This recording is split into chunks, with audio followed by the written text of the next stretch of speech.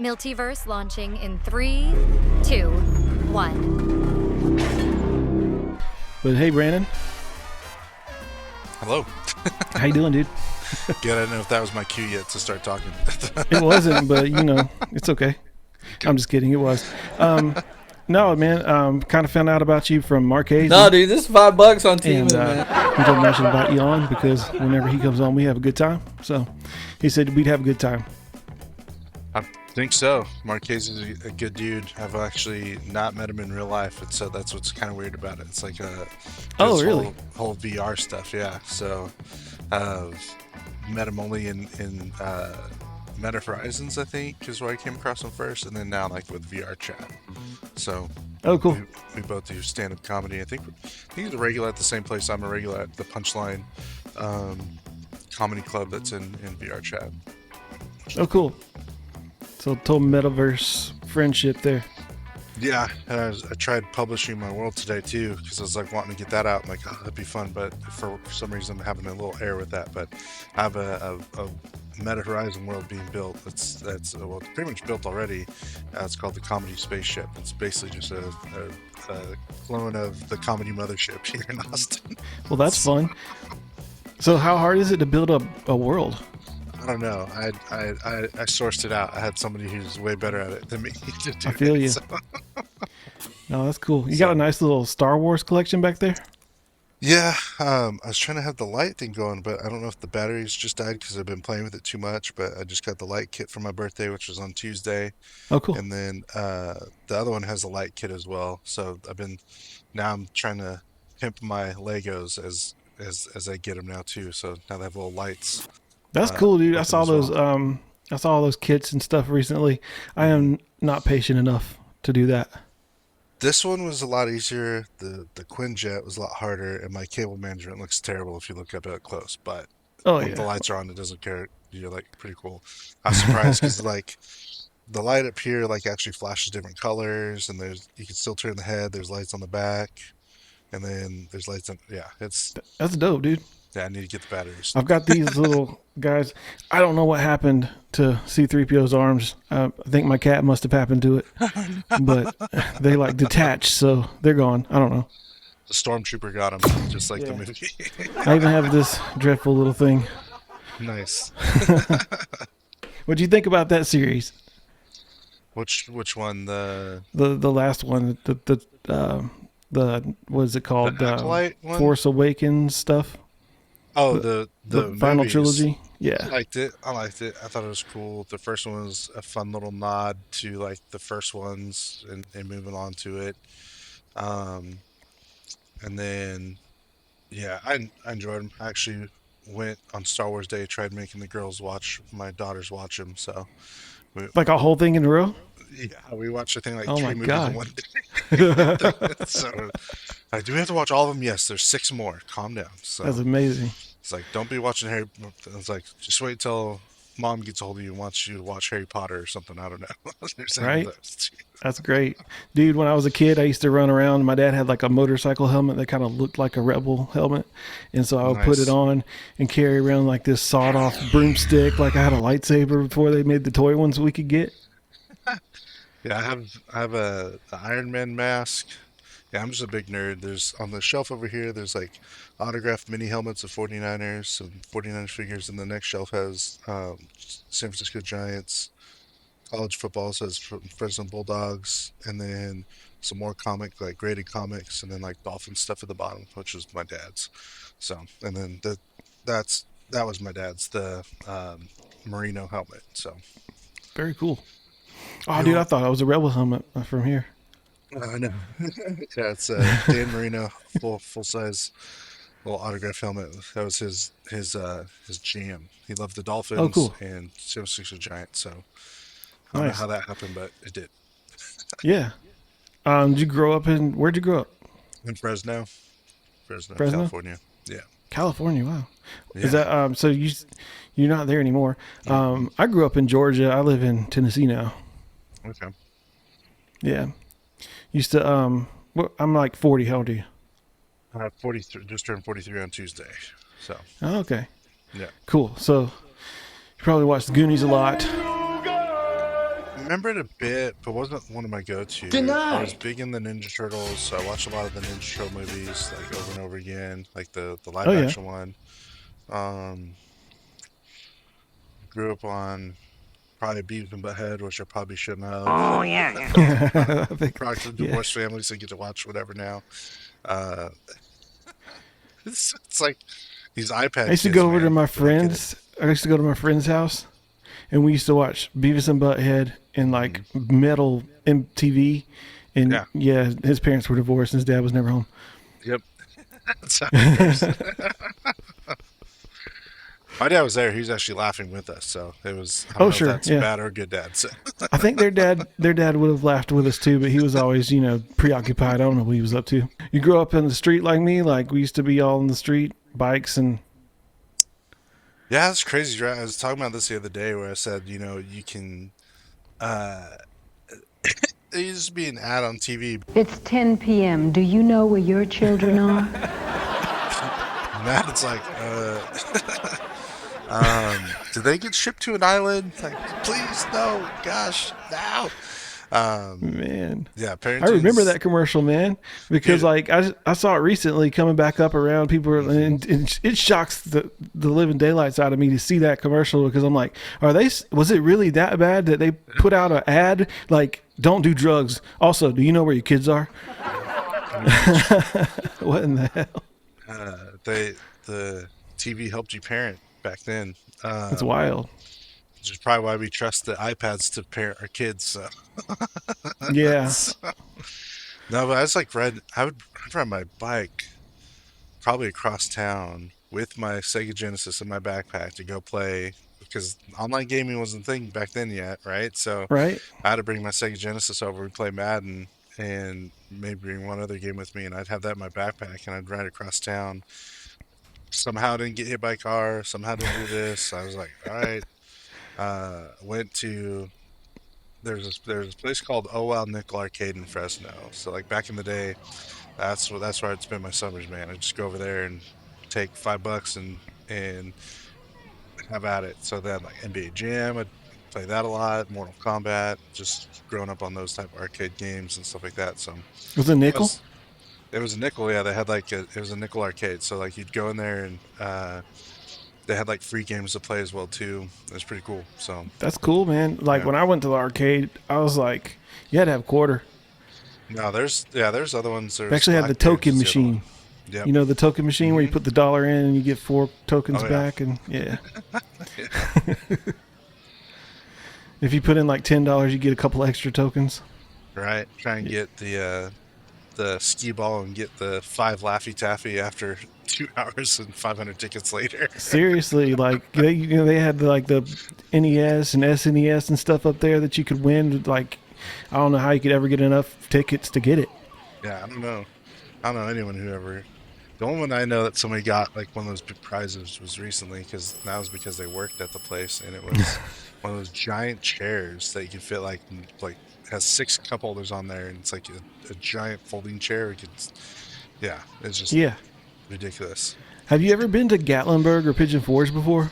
No. Okay, so they're like a big tourist trap, and they used to be really great. And my heart is like connected to the place because I went to vacation there when I was a kid. But it wasn't like everybody didn't know about it, so it wasn't that many people. But now you go, it's like just billions of people, and they've got arcades on every corner, and they've got those big arcade machines where you just play to win tickets, and they've got the big ring full of tickets and stuff. And like there'll be like these old, like methed out people in there playing, trying to win the tickets. It's weird because they have like here in Texas, they actually have like casinos that you can kind of do now, and it's weird because they're not machines; they're basically just computers that have like slot machines, and it's just these old people that can smoke, and they're just clicking on a mouse. Like I'm like, this is nuts, dude. Like You trust that? I guess I do, man. I'm like, That's hilarious. I don't even trust a mechanical slot machine. it's like you mean to tell me that they're not going to program this to not let you win? It's like, come on Right. now. So. Dude. So, what were your influences when you were growing up like that made you want to do comedy? Oh gosh. Um, I'm a late bloomer with it, so I just started. Like I'm new. I'm actually this week I'll be hitting 2 years of doing comedy. Okay. So from a comedy standpoint, I'm a baby. Um, but comedy was really, really thick in my veins of my day-to-day life stuff because when I worked at Blockbuster, if people don't know who Blockbuster Video is, it's where you actually got outside, I worked at rented a movie movie. gallery. I used to work at movie gallery back in the day for real. It was like just before they switch over to DVD, man. And so like I was at the counter and I was like, "Hey, you forgot to rewind your DVD. There's a charge." Like, "What? You guys charge for everything?" I was like, "I'm just kidding. You don't need to rewind a DVD." It was like, whatever. That was like my dad joke back then. So I guess being funny started back then too. But no, so I would close and I would always put on Eddie Murphy Raw or some sort of I love that one. or some sort of stand up from there. I think Chris Rock was the other one too, the bigger and blacker. So whenever I close, I'd pop that video in while I close on the TV. So I'm running movies back to wherever they go, and I'd have that. I had that thing memorized, which is crazy. And then whenever I do road trips, we would listen to comedy and stuff like that. So it was different than music, and music on road trips is cool and all. But my buddy and I, James, who actually got me into comedy, was who I'd go on these road trips with. And then he was doing like an improv thing back in the day, and I tried doing that a little bit, but I didn't. Then they disbanded the improv troupe. I actually made the troupe, but then they stopped it for some reason. And so I've always wanted to try it. I think I just got too nervous because I even remember so there's this place called Cap City here in Austin. So I moved out here in 2010, and I was thinking about doing the open mic there back. I forget when the email was, probably about like 2012. I actually have the email like, yeah, just show up and we'll put you on the list and whatnot, and just have 3 minutes of material at least, and then you're good to go. And I just got scared or just didn't do it. Yeah. And so then lost my dad to Alzheimer's about 4 years ago now. And so I was like, you know what? I'm not getting any younger. Just try it, do it. I'm in the capital comedy of the world right now, or comedy capital of the world right now. And so it's like, just do it. And so I went out at a midnight mic of all places, and it's at Sunset Strip, which is where Red Band and like the Kill Tony show, like they have like his club. Yeah. And so I went to this thing not knowing what to expect, no idea. I go up, I don't even know if I bombed. I just remember saying a joke about my wife and being married, and then getting off stage. And so I was like, all right. I don't even remember a chuckle. I don't remember nothing. I do remember like seeing some of the other comics and stuff, and then like just people walking out. Like I was just waiting. All these other comics go, and then these other comics saying jokes that just made the whatever audience that was there just walk the rest of the room. I was like, well, this is fun. So I'm performing in front of 2 people, it seems like, and the rest are actually just comics, which I didn't know at the time. And so I was like, all right, fine. So that's how I kind of started, and that's kind of that little journey to it. But Mitch Hedberg would be on the thing that we would listen to a lot, the Dane Cook CDs. I had Adam Sandler CDs back in high school. So those are kind of making a weird rounds, the medium-based song. Just it's weird how the internet kind of is recycling certain things now. I was like, what? You're saying the song, but you don't know where it's from? It's like, yeah, that's Adam Sandler, dude. It's like, what? And so, there's no way that he'd be able to get away with putting that CD out this day. They're all going to laugh at you album. If you guys want some research, go listen to that. It's so silly to me. Like, everybody's so sensitive about everything, and whenever you joke about stuff, you don't mean it. That's why it's a joke. Mm-hmm. If you meant it, then you would be the trash person that, you know what I mean? Like, what's funny is he has. Do you remember that album at all? Vaguely. No? Okay. I mean, so I was raised really conservative and wasn't really didn't listen to a lot of stuff like that till I got older. I wasn't allowed to have it, but whenever I got my birthday money, I was buying Coolio CDs. I started rebelling when I got into college, and I started buying like AC/DC and Black Sabbath and stuff like that. Yeah. Green Jelly, the 3 Little Pigs. Dude, yeah. Yeah, so he had the one skit where it's called The Buffoon, and it's Okay. like people perceive it as like, uh, and it's him with Conan O'Brien. It's like the buffoon goes to like the college application thing or tries to go to college. And it's like, one time I had this snake, man. I gave it some beer. It was all effed up, and it's like it was slithering this way and that. It's like that's the accent he gave it. He's saying it's a buffoon, but I'm just saying people be so mad with just like how he even says that there. I was like, yeah, so Yeah, I would talk like that a lot around high school. It's like, he was on man. So, that's hilarious. Man, back then though, like people just like picked on each other. You didn't have to like get your feelings hurt or stuff. Like you just having fun with each other. You knew it was fun. You yeah, know? I got made fun of. I said I have no eyebrows. This one kid. Ice cold. Oh yeah. I remember his name too, man. I'll say his name. I'll dox. No, I'm just not. I don't even know where he's at these days, but his name is Eric. I'll put in that, but I do know his last name Could because be any Eric though, right? I guess, but it messed me up. He Bro. knows who And he then is. I also probably like I did a comedy set one time and I only did the one time and it was people laughed, but I also got like told I couldn't do it anymore because I was a little bit too over the top for a Relay for Life. And so like yeah, I got picked on a lot too by people, and so like I took it personal, and yeah. I think that's also a reason why I like didn't do anything like performance wise like that for a while. So I did music as well, and Because you I can feel hide behind like your guitar, right? the not e- I don't know. It was just something I did, and then I got into Yeah. like leading worship and did like was like a worship leader for like a junior high group at our Oh, cool. church and stuff like that. So a lot of the times that I think doing the music thing and writing that is a little bit different because you can practice on your own. You can do the song however you want. The only Right. thing that hurts is like if someone doesn't like your song. Oh yeah. But then like that's fine. You can make that. I don't know. You can practice. There's more people that are more receptive to songs, and the other thing that's nice about songs compared to like some jokes is if I tell a joke and you heard me tell this joke, the mystery of that joke's on. It's like kind of like knowing the magician's trick. You know where it's going. Unless that joke is really good, Right. then it's like you want to hear it over and over again. But that's hard to capture. Whereas music, someone wants to hear your greatest hits because they're hits and they like it. And then on top of that, like I can't practice telling a joke. I mean, I can by myself, but the timing is going to be off, or I don't know where the laugh is going to be, or sometimes you say something and the way you say it is just funny. You're like, man, I don't know why that was funny, but all right, let's try this. Yeah. And then it doesn't land in another room. You're like, okay. So I think that I like music because it's an art form expression.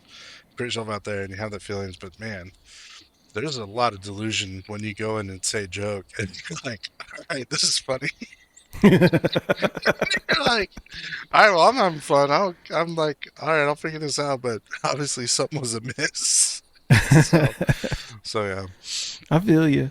I don't know. I've never done stand up like other than the once like by myself with anybody, but like I've done the show here and like sometimes I'll plan out a story or something to tell somebody to catch them off guard to try to be funny, and like I find it easier to do in a conversation than it is just to talk.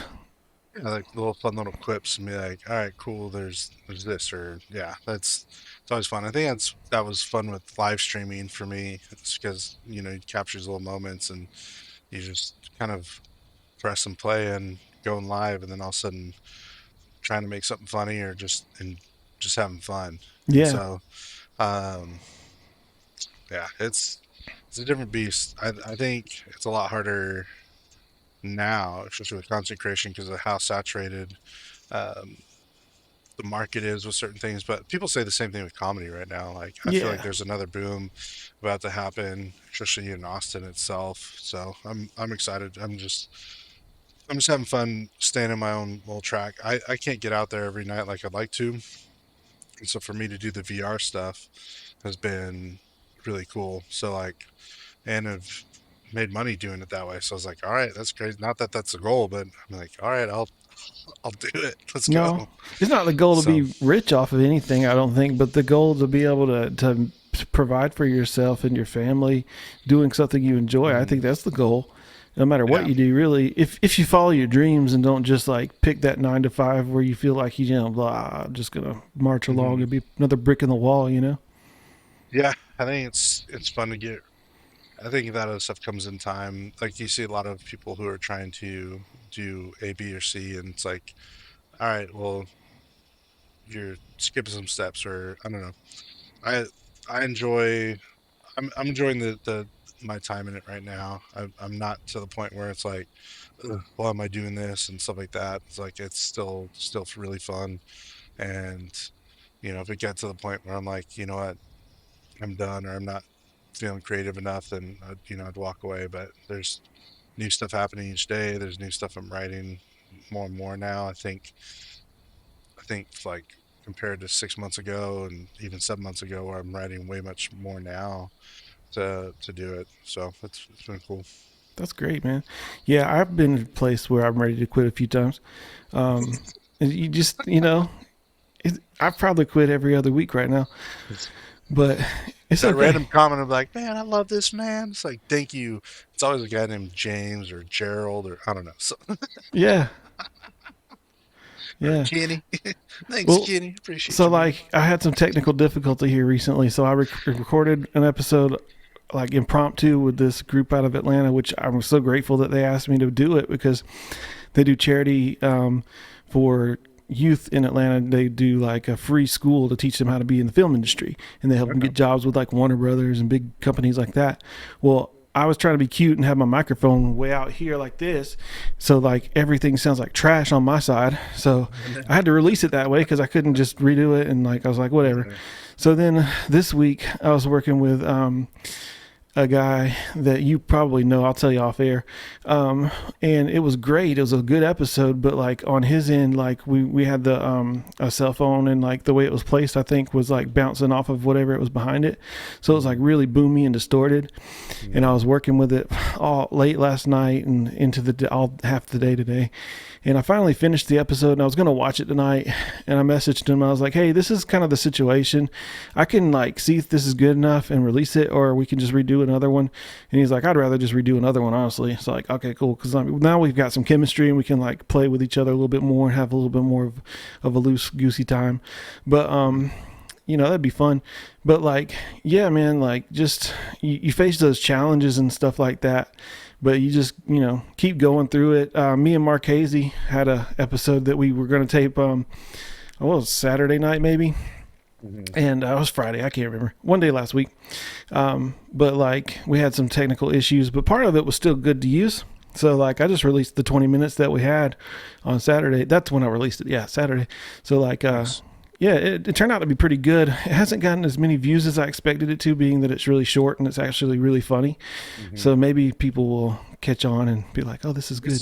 It's weird, man. Sometimes they'll have like random stuff like, I'm not getting a lot of comments on something, or why is this happening? So I was like, it's weird. And consistency is key, especially with like the content creation, man. Like just keep pumping stuff out, because once they find you, they're going to consume a lot of that stuff, man. And they'll watch a lot of it. It's fun.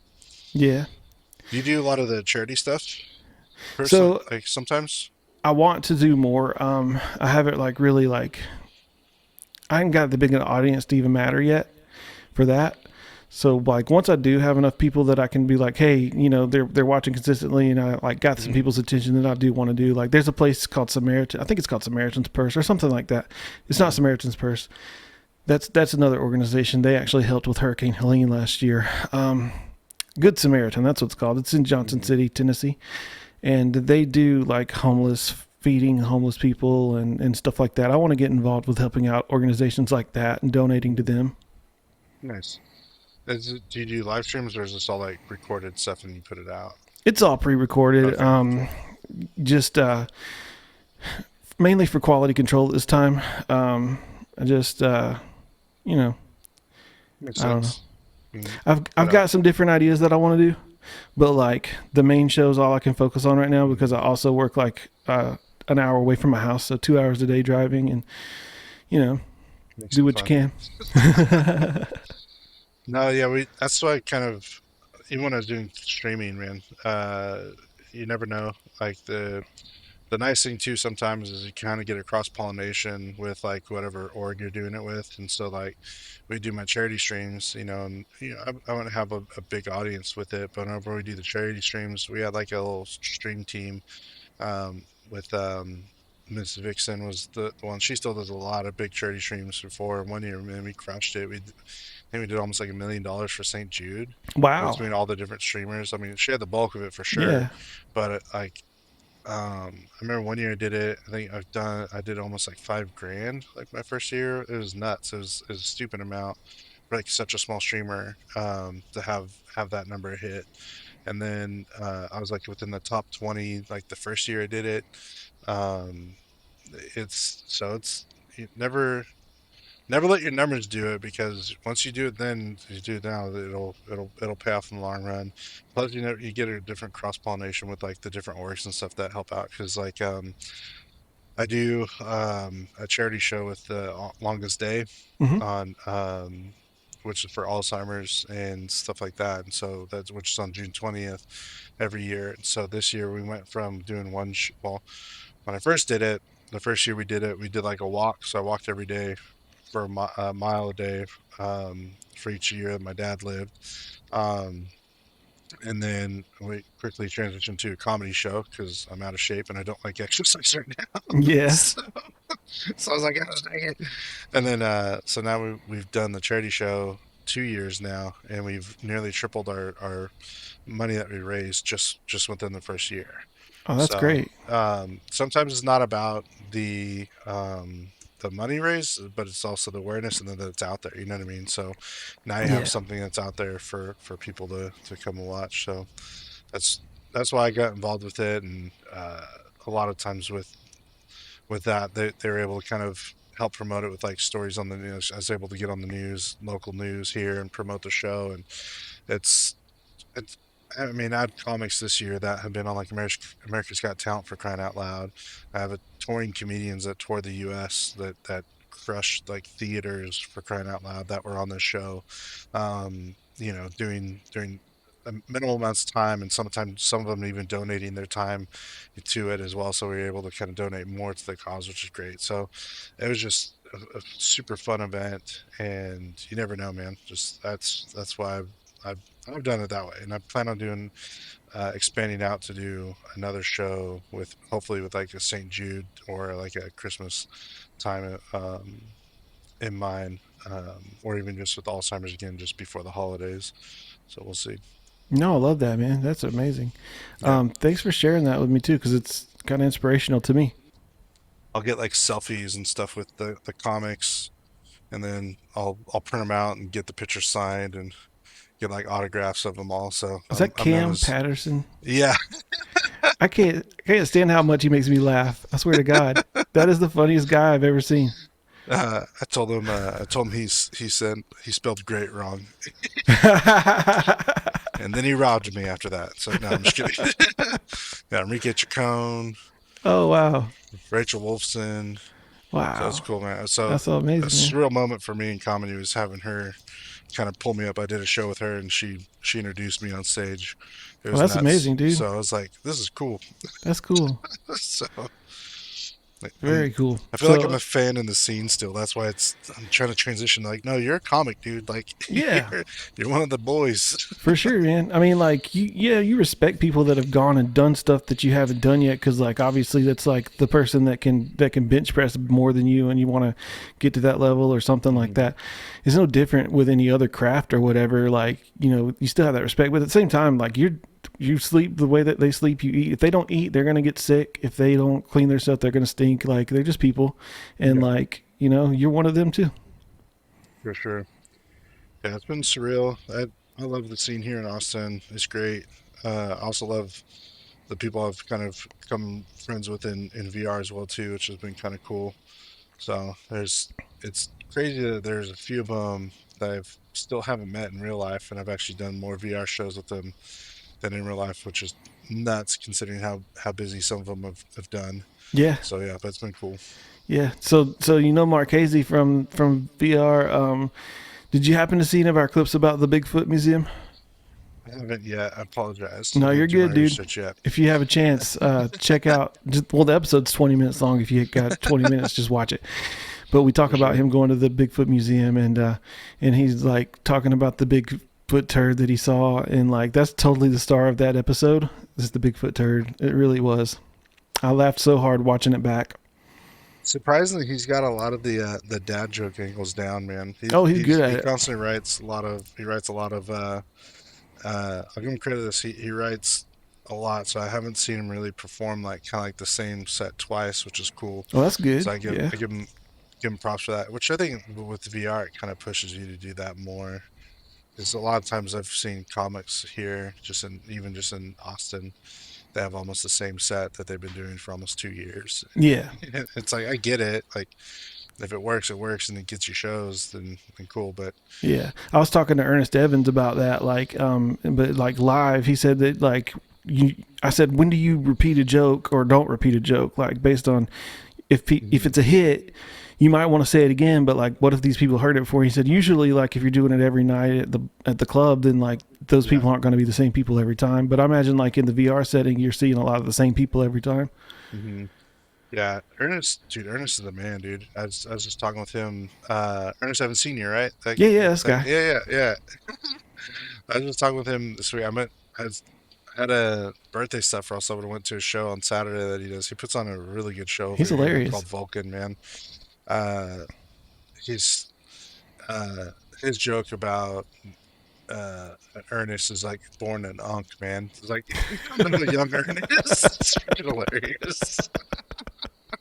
I love it. So he's great. I love him. it.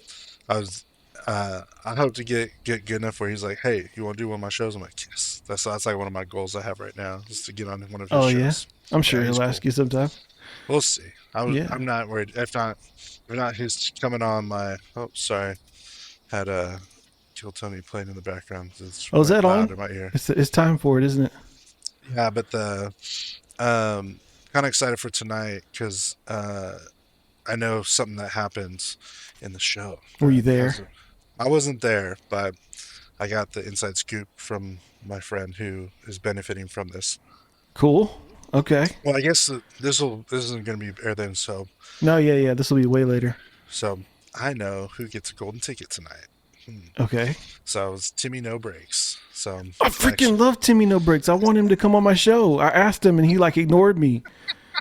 He's too busy now. He's too busy doing like. He's got to make $100. Yeah. If you offer him $100, he's like, "That's a good deal." 2 months. No, he's good. He's about to blow up because I think tonight he gets a golden ticket. So. Oh yeah, he should have gotten one the first time he was on there. Like, I got it. I understood that was a joke. I understood that he was just being goofy and playing a character. And like, I started laughing before anybody else did. And my wife's like, "He's an asshole." I'm like, "No, he's funny." That's why he's funny.